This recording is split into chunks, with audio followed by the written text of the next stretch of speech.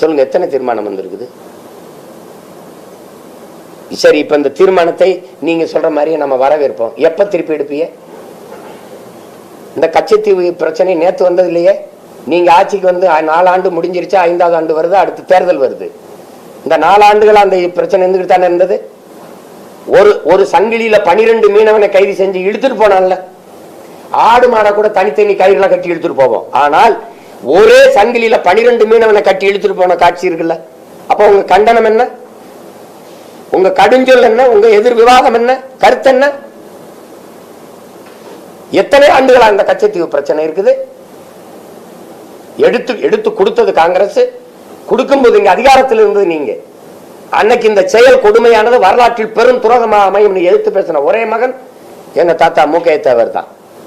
லட்சக்கணக்கான மக்களை கூட்டி மாநாடு போடுறீங்களே, கச்சத்தீவு மீட்புக்கு ஒரு மாநாடு பேரணி அப்படி நடத்தி அழுத்தம் கொடுத்தீங்களா? 40 உறுப்பினர்கள் வச்சிருக்கீங்க நாடாளுமன்றத்தில். மூலெல்லாம் உங்க கட்சி, உங்க ஆதரவு கட்சிகள் தான். நீங்க எதிர்குரல் அங்கே எழுப்பி பேசி அதை ஒரு பெரிய பிரச்சனையாக்கி, ஒரு பேசு பொருளாக்கி, அதை ஒரு கருத்தாக்கம் உருவாக்கி அதை எடுக்கிறதுக்கு எதுவும் வேலை இருக்குதா? தேர்தல் வரும்போது 24 நாடாளுமன்ற தேர்தல் வரும்போது ஐயா மோடி திடீர்னு கச்சத்தீவு மீட்பை பத்தி பேசலையா? அது நடந்துச்சா? நாம் போராடலாம், அதிகாரமற்ற மகன். நீங்க கேள்வி கேட்கலாம், கருத்து சொல்லலாம், உங்களுக்கு அதிகாரம் இல்லை. நாட்டின் மிக உயர்ந்த அதிகாரத்தில் இருக்கிறவங்களுக்கு கச்சத்தீவு மீட்க போராடுவோம்னா அது வேடிக்கையா இல்லையா?